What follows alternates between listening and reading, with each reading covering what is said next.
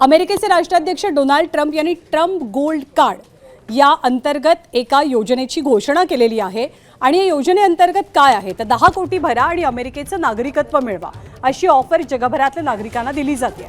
या योजनेमार्फत श्रीमंत परदेशी नागरिक किंवा कंपन्या मोठ्या प्रमाणात आर्थिक देणग्यांद्वारे अमेरिकेत स्थायिक होण्याचा आणि पुढे नागरिकत्व पत्करण्याचा मार्ग अवलंबू शकतात।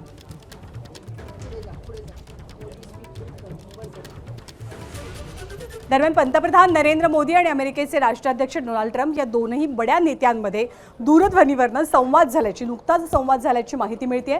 नरेंद्र मोदींनी स्वतः ट्विट करून या संदर्भातलं भाष्य केलेलं आहे। पंतप्रधान नरेंद्र मोदींनी अमेरिकेचे राष्ट्राध्यक्ष डोनाल्ड ट्रम्प यांच्याशी फोनवरून बातचीत केली।